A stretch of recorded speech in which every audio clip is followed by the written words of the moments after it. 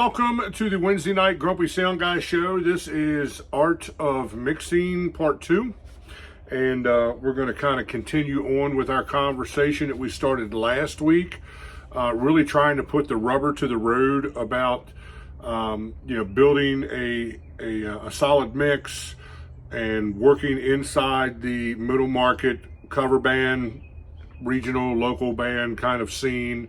Like I said last week, a lot of the things that we're going to talk about can be done way better on that pro touring level, or even the next step up, where guys are using a lot more buzzers and whistles, a lot more expensive consoles, things like that. That's not really the market that I see myself speaking to. I see myself speaking to the average blue collar guy who's a weekend warrior or has a small production company like myself, who has 4 sound systems out, 2 light rigs, and a mobile stage. I think that's pretty right down the middle of the road kind of production company for the middle market. So that's my audience. So, please don't crucify me in the comment section about how, well, man, I'm using a waves rack and do this so much better with this trick and that trick. Look, man, I get it, and if you're a guy who's got unlimited resources and you work in the middle market with all those buzzers and whistles, hey, man, more power to you. I ain't mad at you. You do you. I would only suggest to do the rest of us a favor and make sure you're charging your clients accordingly to the amount of gear that you're taking to the gig.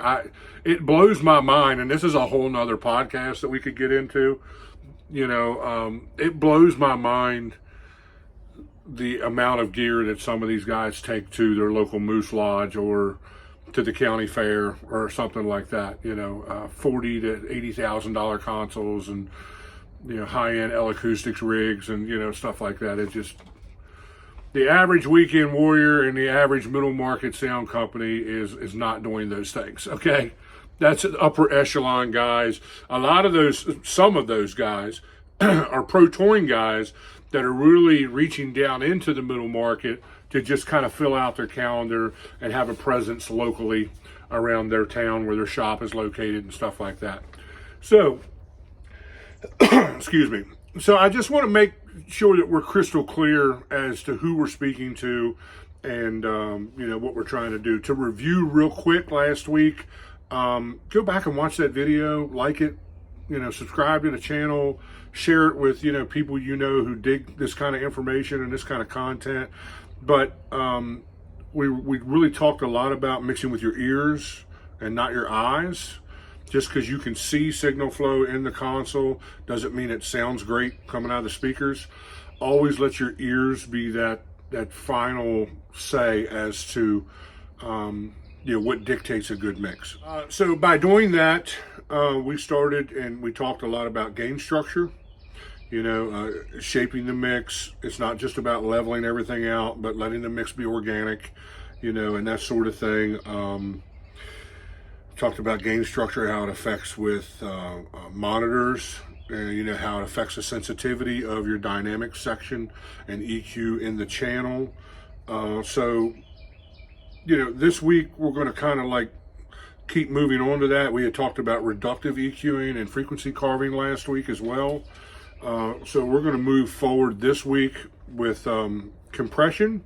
We're going to talk about compression, and we're going to talk about mixing to the system's designed parameters, which I think is going to be super hugely beneficial to those of you guys who are using maybe smaller powered systems and really trying to get the most out of those systems. You're going to want to stick around for that part of today's episode. So let's start with compression. I get a whole bunch of people, man. I mean, probably one of the most inquired things to me is, I don't understand compression. I don't understand how that works. There's a bunch of guys online that do a really good job of telling you the technical aspects of that. This series last week and this week is really more about the artistic expression of mixing and trying to make things feel more natural, more musical, understanding the musicality of things. And compression plays a big role in all that because it's super easy to over compress and it's also easy to under compress. So you have to find that balance in the middle there when you're on these middle market consoles. And some of these middle market consoles do better than others. The SQ line, Allen and Heath does really good with this. I'm an M32 guy. I have 3 M32C Wi-Fi setups, and I have a M32 Live for when we do nationals. See, we got a work surface there from us, and Midas does a pretty good job with that. I'm not a big fan of PreSonus. I really don't think their compressors or EQs, either one, work really well. And this could be another discussion for another day about middle market consoles, but I'm trying to hit the ones that you guys are using. The Mackie stuff is super economical and really packs a lot of bang for its buck for what you're paying for, like the DL line, the DL16s, the DL32s. I used to own a DL32R, the original. I didn't really care for the workflow. That's just my personal opinion. I didn't find it very user-friendly. The EQs were decent. The compressors were okay at best. On that R, and they have since improved on this, so don't chew me up about this statement, but the effects were not good in that unit right out of the gate. They have since upgraded, and there's been firmware upgrades that have really expanded on those and put into place much better effects, reverbs specifically, and delays and stuff like that. Look, what separates the men from the boys for me, and I know we're talking about compression and we're kind of going down another rabbit hole here, but bear with me, it stands to be, spoken about. What really separates the men from the boys for me in all these middle market consoles, because they all sound about the same. Like, I've run a bunch of the SI Soundcraft stuff. I own a UI-24. In fact, it's right here in the truck somewhere. I think it's right up there behind me. I think that the Soundcraft consoles have some of the best sounding reverbs of any of these middle market desks. The SI, the UI, I mean, it's all owned by Harman. So you're talking JBL, Lexicon is usually the reverb in those units. DBX, EQs, compression. DBX has a long history in the analog days of being, industry standard compressors, especially that 166A was super huge back in the day. You can now get that in those Soundcraft consoles. So I think they do some things better than others. The only thing on the Soundcraft consoles that I don't like is that they don't do delay very well. Like the SI and the UI, I can never get the delay tap to do what I want it to do. The UI, it's almost impossible. It just, the selection of delay that you have in the console itself is not great. When you get on the SI, you do have a tap on the surface, like say at Expression 3. You have a tap button on the surface, but I found that the tap strays a lot. It moves around a lot. To where, like, if I'm mixing a band and I know the drummer's on a click track, I can usually set the delay at the beginning of that song, and it's going to stay in that neighborhood just about the whole song. I don't have to reset it at the end of every verse or the beginning of every chorus to make sure that the delay, long delay, is where I want it. And that's what we're talking about here, is long delay. So I guess we could call this an effects section of this, conversation. You set it on the SI and it speeds up, or it feels like it slows down, Now, when you're mixing a band and the drummer's not on a click, the tempo tends to move around anyways. Not enough for people to necessarily notice, but it moves around. So, you're always resetting that long delay back to the tempo of the song to really get the long delay where you want it when you're returning it audibly in the system. Man, I really fought. I was with a band for 3.5 years. It was on an Expression 3. Love the console, love the fader glow, setup. Every console should have that fader glow option. There was a lot of really cool, strong points about it. If I found a really good deal on one, I'd probably buy one and add it to the inventory. They're not bad consoles, but don't get your hopes up on the delay side of things. Midas does a way, way better job with that, as does Allen and Heath on the SQ line and stuff. They're 96K consoles.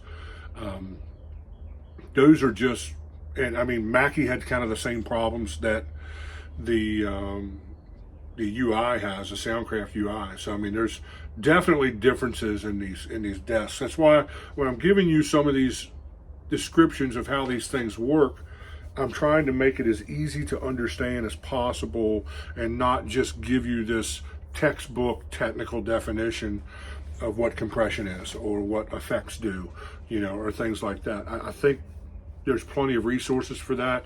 I would highly suggest getting, even today, I think it's still relevant, the Yamaha Sound Reinforcement Handbook is the Bible of live audio, in my opinion. That will give you the technical, side of a lot of this stuff. For me, when I teach compression, it's about developing a feel, for signal flow. You see signal flow going through the console, starts at the source, goes through the channel, you're inserting it in through the dynamic section, the effects section, it's coming out into a subgroup, or at the very least a DCA, and then to left-right aux sub. So understanding what that feels like is a super huge skill to develop in this. Now let me explain that. I probably use compression most, in fact I do 100% use compression most on vocals. And the way I do compression in the M32 is I compress it at a ratio of 7:1 in the channel, 4:1 in the subgroup, because I have a subgroup set up for vocals. And then I do like 2 or 3:1, 2.5 to 3:1 ratio at left-right. So I'm releasing the amount of compression that I'm using as I get closer to final output. Look, this is a hot button subject, and there's a ton of guys that would argue that and, bring valid points to the table of why they do things the way they do things. I'm just telling you what works for me. So at the channel, I'm approaching that from the standpoint of, especially if it's someone who sings really low, I want to at least be compressing them 5 or 6, 7 dB that I'm looking at with my eyes on the compressor on the console.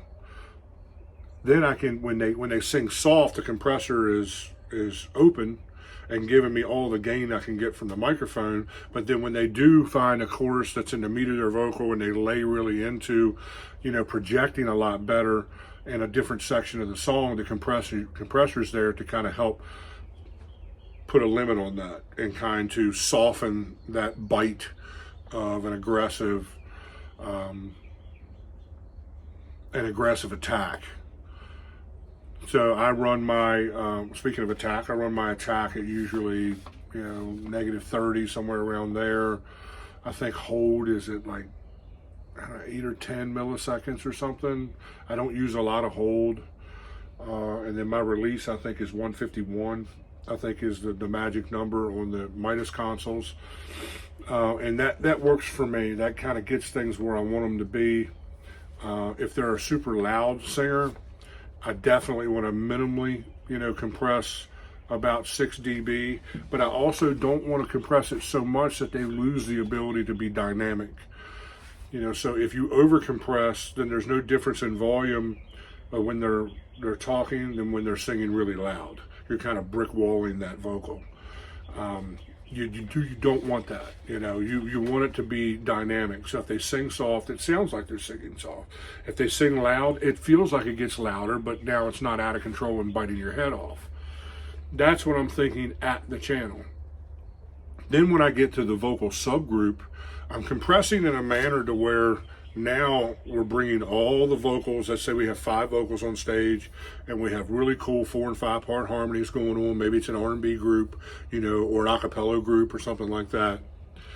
In the subgroup, my goal with compression is to just kind of get everything to blend together, correctly, so that the levels aren't like all over the place. They have more of an even keel coming to the output of the subgroup. In a manner to where it still feels dynamic. Again, it's when they whisper or they sing soft, it still feels soft. When they sing louder, you still hear an increase in volume, but it doesn't go and bite your head off. And then when they're singing those harmonies in the background, as long as your gain structure is right on the channels, there's no reason why that compression wouldn't blend everything together in a manner to where now it sounds like one chord that they're singing. It's a great way to really make backing vocals sound big and really sound harmonious across all the different parts that they're singing. That is a compression trick I have used for many, many years. And then when I get to left, right, out, I'm compressing 2.5 to 3 to 1. So I really only want to compress just enough where I'm feeling a little bit of compression in the house. So that may be different from one room to the next. So I will hit usually 4 to 6 dB of compression.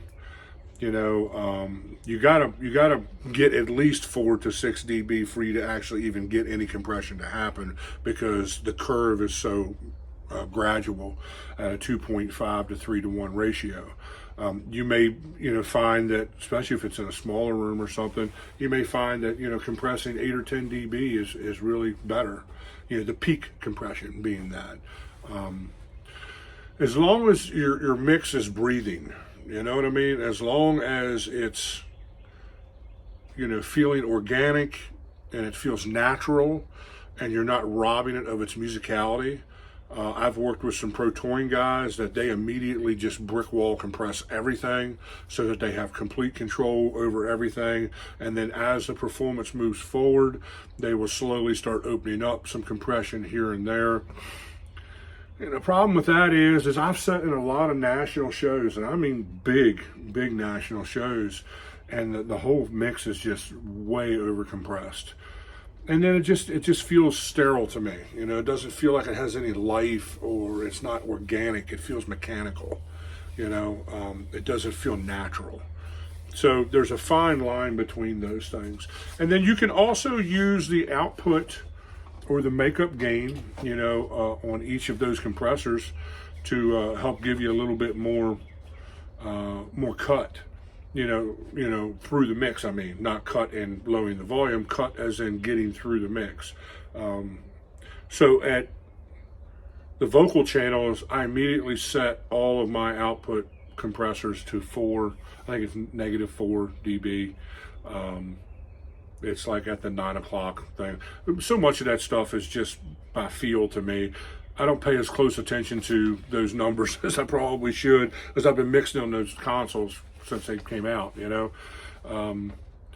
So I, that way I'm getting 4 dB of, makeup gain right there. So if I'm really getting a hard compression of 3 or 4 dB, into the real meat of the compressor, then you're making up for some of that gain, out there. That goes for over at the vocal compressor. I will sometimes run that at +2, depending on the vocalist. But if I really need to get more out of the vocalist, that subgroup, I may push it up to 3 or 4, and then I usually never push up the output gain of the front of house left-right compression, as I'm only using that compression as a fail-safe and to kind of fatten up the low-mid a little bit. If I'm having to compress that hard, then I will definitely make up some of that gain on that output or makeup gain, of that left-right compressor. So that's kind of my view of that. Let me see what I had listed here. So like I said, tricks for whisper vocalists. I had already talked about that. De-escalating ratios from channel to subgroup to final out. We talked about that. We talked about attack release, and then don't rob the mix of dynamics. In a nutshell, a compressor is taking a signal that's this big and squishing it down to this, for the sake of making, the gain or the level of that signal make sense with everything else. Like I use compression with bass players a lot of times. To where, if I got a bass player that pops and plucks and hammers down on his bass a lot, that creates a lot of spikes, in that signal. If I compress him, 8 dB, and then make up that gain probably by 3 or 4 dB on the output of the compressor, then that brings that signal that's doing this to something that's doing this, so it makes more sense audibly when you hear it, and things aren't popping out when he's, hammering and plucking and stuff that's biting at you in the rig. It's a matter of putting everything in its proper place and allowing it to breathe in that. I'm also not robbing the bass of its dynamics. When he plays quieter, it gets quieter. When he plays louder, it gets louder. It's just more controlled in how loud it gets. So there's still dynamic, there's still an organic element to how I even compress something pretty hard like that. We'll also use compression on kick drum and floor toms, to kind of fatten up the bottom end. In that case, I'm making up a lot of gain, because I'm usually compressing pretty hard on the output gain of that compressor, especially with snare drum. Depending on how the snare is tuned, and when you get with drums, it really is dependent on how the drums are tuned as to how you can make these things, make sense in your mix. But if we're just going to assume that the drums are tuned incredibly well, that smack feel that you hear on so many records from the snare drum is coming from being compressed pretty hard and then making up that gain on the output of the compressor. But it's real easy to get past the point where it's audibly pleasing and getting to a point to where doesn't feel natural. You got to just use your ears and adjust the compressor in that manner, adjust the threshold, up and down, to get the amount of compression it brings out that fat low mid of the snare the way you want it to. And then that'll help it cut right through the mix. And I can't say enough about what we talked about last week with frequency carving and EQing, as far as putting everything in its proper place frequency wise. And if you don't have that right before you get to the compressor, all this stuff you're doing with compression is like just pouring gasoline on an already burning fire. You got to get it right in the EQ before you're going to get it right with the compressor. And then finally, let's just have a conversation about mixing to a system's designed parameters. So it starts off with know the specs of your system.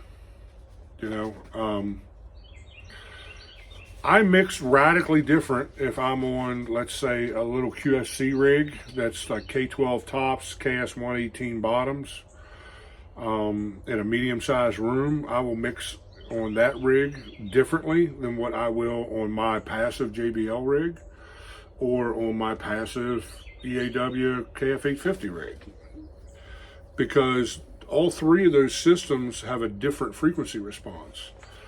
I can't expect to get 45, 50 hertz, really centered in your chest with a kick drum on a rig that doesn't have the ability to do that. I find this most with guys that are using less expensive powered stuff, like maybe some of the Behringer stuff, some of the Mackie Thump stuff. That stuff is decent, lower middle of the road gear, and can great for DJs for the most part. They don't blow the subs up, and great for acoustic acts and that sort of thing. But you can't expect a system to give you, that fat bottom end if it doesn't have it in the drivers and in the amplification to make it happen.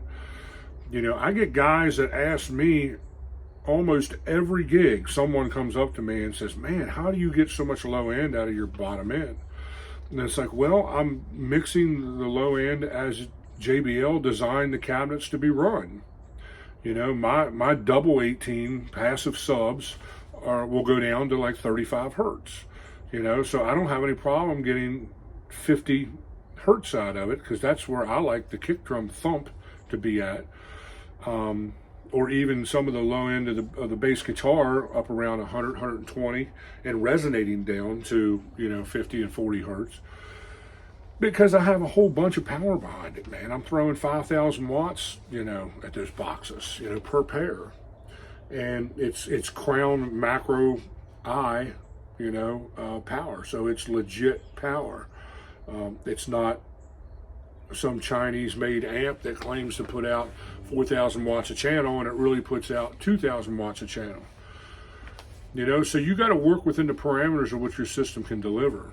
That little QSC rig that I mentioned is a nice little barking rig, man. You know, for small to medium-sized rooms or even small outdoor like patio kind of stuff, you really couldn't ask for a better system to do that. But it hits the ceiling and sound pressure level pretty quick. You know, those boxes don't throw. You know, you're going to get 30 feet out of it or something, maybe 50 feet at the most. I think after about 25 feet, it's going to start losing volume, sound pressure pretty quick, because they're not made for that. That's not what they're designed for. They're not designed to be line array. They're not designed to be, you know, something that's going to throw 150 feet. You know, they're not horn loaded, you know, or anything like that. I mean, so it just is what it is. And you have to understand that when you come to the table to mix on that system. You know, if I'm mixing on that system, I'm going to get it right on the dance floor and let it go. That's where it's going to be. Wherever, however loud it is at the back of the room, is just going to be what it is, man. You know what I'm saying? Like, I can't turn it into something that it's not. In most cases, it's perfectly okay. I would rather have a system at a lower volume that's really crystal clear and got tons of fidelity and a nice fat bottom end than to have a system at, you know, 110 dB that's, you know, got an overdrive and distorted feel to the high end and the bottom end's kind of farting out. Turn it down, dude. You know, sometimes turning it down just makes it sound better. It really does. So you got to know the specs of your system. You got to know what it can produce. You can't expect a Mackie thump rig to respond the same way as my EAW 850 rig, because that rig will go down to 28 hertz, 30 hertz or something. It'll rattle your guts, you know. So adjust your expectations of the system. And then mix within those specs, you know. You know, a lot of, especially young guys, you know, or guys that have been DJs for years and they're graduating into some form of pro audio, they're all about their low end junkies. They just want the biggest, fattest low end in town. Not realizing that, you know, there's the predominant amount of frequencies that you need to reproduce to create a acceptable front of house mix is above 100 hertz. And these guys are chasing 45 to 80 hertz with everything in them. And that's where they're putting all their focus. And I know guys that used to be DJs that are now production company owners that have very legit big line array rigs, and their rigs still sound like a DJ rig. Way too much bottom end, nowhere near enough attention, you know, given to mixing low mid to high end. You know, that 120 hertz up to at least 10K, because that's where most of the instruments on stage are falling. And understanding how to, again, this goes back to last week's video, understanding how to get that stuff where it needs to be in the frequency, you know, bandwidth. So yeah. And then again, just have realistic goals about it and know your limits, man. You know, there was a guy that I played in a band for a while with a guy, or I played in a band that hired a guy, a local guy, to mix us from time to time. And I used to call him Captain Clip, because he just wanted to run his rig at clip all the time, where the system's clipping and just sounds like dog turds, man, you know. And I would go to him all the time and I'm like, just turn it down so you have some fidelity. You know, it doesn't have to be 115 dB, man. You know, and I'm getting more and more conscious of that kind of stuff the longer I'm in this business. Most of my mixes these days are floating between 96 or 94 up to 98 and 102. You know, you get over 100 hertz, if this system's not EQ'd correctly, it's going to hurt, especially that mid-range, high mid, you know, that 1.6 to 2.5, 3K area will just make your ears bleed if you don't have it compressed correctly, because compressing that front of house will soften those frequencies. You know, it's not just about going to the EQ and turning them down. You need those frequencies to reproduce vocals and guitar and, you know, things like that, you know, so keyboards, you know, so you can't just take those frequencies out of the system, but you can lower them in the EQ and then soften them with compression And that really makes the mix much more digestible. I used to work at a music venue as a house guy that had a big honking system, way bigger than what the room ever really needed. And that's probably the thing people commented the most about my mixes in there, is that they could still stand and talk to their buddy, but it was loud. It was 100, 103 dB regularly, because that's what that system was, just barely turned on. It was that big of a rig. You know, so I would have production company guys and pro touring guys come off the road. They always frequent our venue and would stop in, and they would all say the same thing, like, dude, your mix is so dialed in. You know, it is so well EQ'd to where it's loud, but it's not hurting me, and I can still have, you know, an above, you know, normal volume voice conversation with someone. You're not going to sit there and whisper to each other, but you can talk in, you know, an elevated manner and still have a conversation with the person next to you. And the bottom end was nice and fat and wasn't floppy and farting and rumbling the place to death because there was no fidelity or definition in the bottom end. In my world, that's really what separates the men from the boys when it comes to mixing front of house, is getting the bottom end right, but then not being so focused on the bottom end that you're not mixing the rest of the frequency spectrum correctly. You know, I can remember back in my car audio days, it was bass junkie central, man. You know, everybody was chasing, you know, that, you know, 25 and 35 hertz, you know, rumble, you know, to make the license plate bolts rumble out of their trunk lid. But no one was reproducing mid and high correctly. In my systems, even in car audio, I was always very focused on that. And that's really what makes a front of house mix feel organic and feel musical and feel natural and not manufactured. It's easy to have a mix that feels manufactured because we live in a time where every console you have gives you every buzzer and whistle you could ever dream of on every channel. And I know guys that use every bit of those buzzers and whistles on every channel, and their mixes are always got, you know, if you over EQ in one place and then try to correct it over here, and I see this a lot, it creates weird phasing things, you know, internally. You know, it creates weird phasing things when it's trying to be reproduced at the speaker drivers, you know. You're not getting anywhere that way. You're not bringing musicality to the table. You're just a noise engineer. This whole week in my shorts, it's been conversation about, are you a noise engineer or are you a sound engineer? That choice is yours, ladies and gentlemen. You know, which are you? Are you a noise engineer that's just making noise come out of the speakers and hey, you're doing what you're getting paid to do? You're going to make a quick buck and go home and buy some more gear because you're all about geeking out on the gear.